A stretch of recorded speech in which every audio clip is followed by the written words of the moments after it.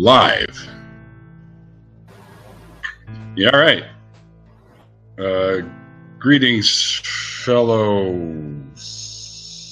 godless. What's up, heathens?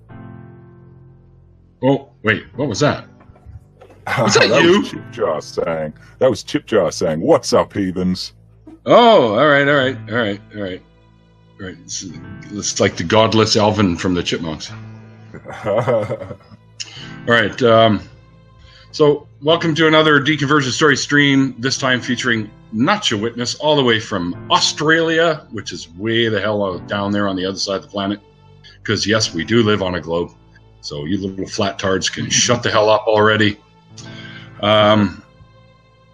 So, basically, what I want to do is just get you to tell me how everything got rolling. Like, the first thing that kind of made you think, wait a minute, what's going on here? And then the steps that led you into your full atheism as you are now. So just take it away, man. Let's start at the beginning, and we'll work our way through. And I might pop in and out, so be prepared. I'll usually throw up my hand. Question, teacher? You know, that kind of thing, right? So, so yeah, take it away, NotJah. Well, look, it depends really how it's a complicated story. It depends what aspects you really wanted to start on. If you go right back, even when I was still young and I was in the religion, and it was definitely a family sort of forced religion, so there was never any real wanton choice in the matter. But even then, and I was still in that process of advancing through the stages of, you know, what the goal of becoming baptized and whatnot. Right. I always had questions. I think my problem was being brought up to always be, like, I was just inherently smart and inquisitive. And it might have been something to do with the parenting that I was fortunate enough to be given, to just sort of generally be open-minded. But so when you're growing up in a religion, you sort of actively, normally you're actively not trying to do that. You're trying not to find all the different answers and question your beliefs or anything like that. You sort of sit to faith and go, this is what I believe, and science is evil and all that kind of crap. that couldn't do evil that. Science.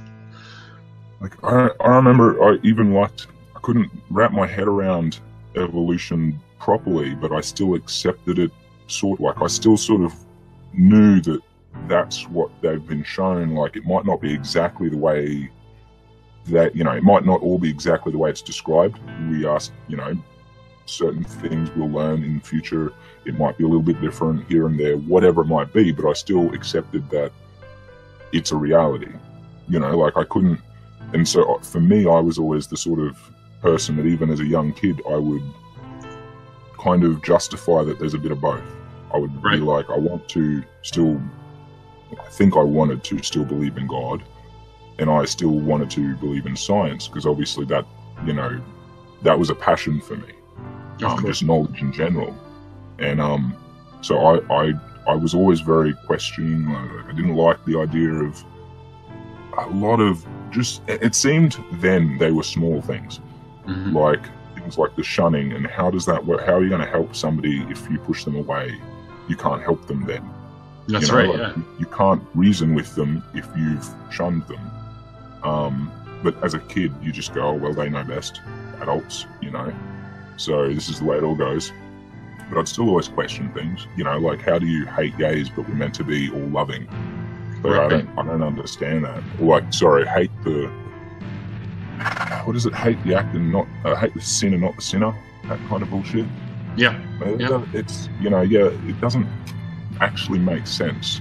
You know, like, well, to hate anyone that doesn't deserve the hate doesn't make sense. Well, exactly. And as a kid, that's where I came from. I didn't go, like, I didn't know enough to know all of the intricacies of how bad it is, but I still knew that there was something wrong. It didn't make sense.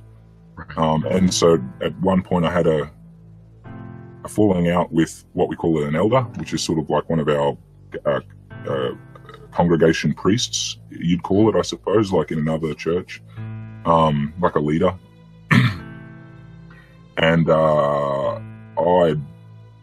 basically just, it was quite a public thing, but it was also like my mum who was most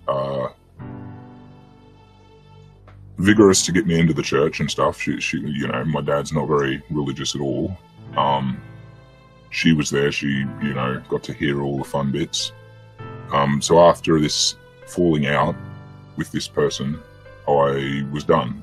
I was done with the church, and I was done with organised religion, because a lot of the things I had questions about were about the idea of it being an organised religion.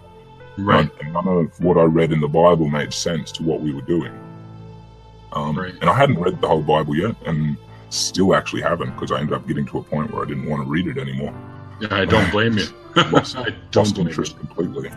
You ever read any of the other ones, like the Old Testament or the 5 books, or like 5 books of Moses being? Testament. Oh, did you? Okay. Yeah, I started. Yeah. So the worst one. But I got through actually a lot of the laws, but at other times in my life, I'd read things like the Psalms, Book of Solomon. I've read most of the New Testament anyway. Where was I? I had that hard falling out there. I didn't want to do organised religion after that. But I still, obviously, I had a very strong love for the idea of a God, or a personal God, there being some higher power there that was a creator of some sort, but I sort of saw it in a way that was a scientifically based creator. Like, it was not, that doesn't make a lot of sense now, but then I was thinking, it's some form of creator God that worked. Like, what we see in science is just like, he set it in stone, let it go, sat back and watched, or went off to another project or something, you know, like somewhere else to something else. Yeah. Another universe for a week, you know, like he set us in motion and let it go. Yeah, exactly what I was going to say. So he's busy making another universe somewhere. Yeah, exactly. But I don't know. It was all, I suppose, just for my own comfort, because that whole time I never, you know, the whole idea was I can have a more personal relationship with God without organised religion. I briefly looked at other religions in a bit more detail than I had as a witness, to try and see what I didn't learn about them, what I had already learned about them. And for the most part, there was nothing really that new to me. You know, it was all stuff I'd sort of heard before. Yep. And so I just stuck with that whole idea of a personal God for probably, I was 12-ish, I think, when I left left the church completely. So I was no longer going to the Kingdom Hall. I was no longer considered an unbaptized publisher.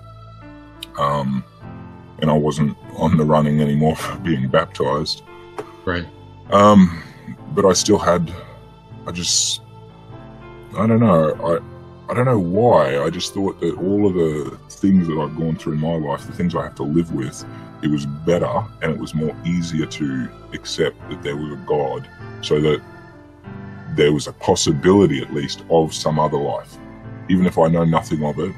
Right. But just that idea that maybe I'll have a better chance in this, you know, another go around, you know. Sure. Yeah. I mean, the whole prospect of it sounds great if it's real, right? But you know, so far no evidence. So. Well, that's it. For a long time there, I was perfectly happy with that idea, because I still kind of feel I need that. I don't like the idea that I'm stuck like this, and but I realized that having that as a false hope is bullshit. Like, that doesn't help anyone, and it doesn't help me, because I was stuck in this place where I thought I was happy because I might have this other chance. So why do I need to worry about here and now? Yeah. You know, I convinced myself that I'd have a better round, and I just need to get through this one and I'll be right.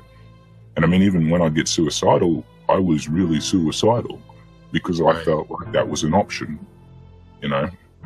These days, like, it is so the other way around. It is weird. Well, like, I feel like I have more love for life, you know. Yeah, me too. But I thought suicide, though, was like a sin, and you wouldn't end up in heaven. It's a forgivable sin, and you don't go to heaven.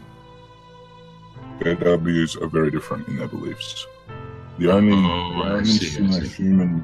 sin a being can make is basically to actively go against God's will, but no human actually has that ability. Right. So, by that determination, everyone will have an opportunity to present their case before God and have an opportunity to be tested in paradise with an everlasting life. Okay, all right. So you could actually commit that and then explain yourself, and hopefully he's like, okay, come on in, kind of thing. Yeah, well, basically, it's not an unforgivable sin. It's not a sin that is, like, God is all forgiving and all mercy. He's not there to throw people down into hell, because JWs don't even believe in hell. Right. Hell is just death. You know, your eternal death. Yeah, you just cease to be. Life or eternal death. Yeah. And the idea of the first round of the paradise would be you can still fuck up in that, even though you're in perfection, because Satan will be thrown to test us again. Right. Like, so there's a lot of these weird things where it's like you can justify yourself that through their doctrine, the only real unforgivable sin, or the sin that you cannot be allowed to be brought back by God's mercy, would be as if you actively go against his will. But we just, as humans, don't have that power because he is God. You'd be looking at the beings like Satan, for example. That would be one, or whatever angels that ended up following him. As for humans, God would see forgiveness in there, and they would see, you'd have him see the kindness in their heart, even if that was not what was on display. And he would give them that opportunity to show that self, if they so choose. I see. I'm kind of confused a little bit. Yeah, go ahead. It's not unusual for me to be confused. But anyways, if J-dubs don't believe in hell, then where the hell does Satan live? Like, here with us? Still a celestial being. No, he's been... It's somewhat metaphorical. If you're thinking a physical place, you're not thinking right, because it's not a spiritual being. There's no heaven. The heavens is a metaphor, but God is just everywhere. It's a spiritual realm, so it's out of our physical senses, and there's no like he's up here and he's there or wherever. Right. And as for Satan, for example, he'd be in that same spiritual realm. It's not like they'd be standing next to each other on the clouds or something like that. It's just they're in this realm. We don't have a way of comprehending it. But when at one point, that's for sure. I think it's like the 1914 year or something. The whole idea was that Satan. Oh no, it's probably earlier than that. Fuck if I know. But Satan was flung down to the earth. I remember that being there somewhere. Yeah, and that whole idea is that was evil. Thrown out of heaven, or thrown from wherever. God's presence. Yeah, that's right. That was early in the Bible. That's right. Yeah. Too early. Yeah. Let's track back to the part you're at where you decided you were just going to have this personal belief that there was some kind of deity and some kind of afterlife, and how did you end up dropping all of that? It was sort of... this is tough, because it's still so fresh.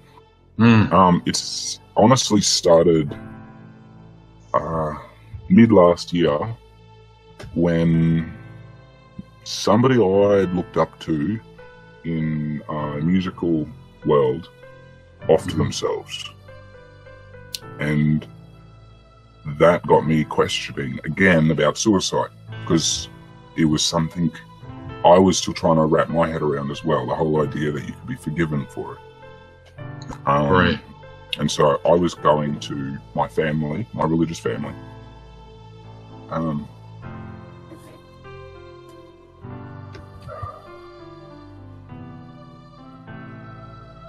Shouldn't have talked about this.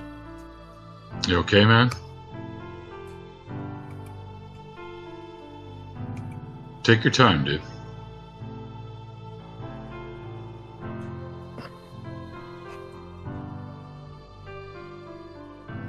So I was assured, obviously, that,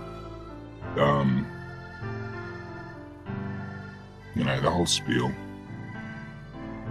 like I just went and gave you, no unforgivable sin and all that kind of shit. Like, yeah, okay. And it gave me comfort. It did. Understandable. That's probably when, I don't know, I stopped caring about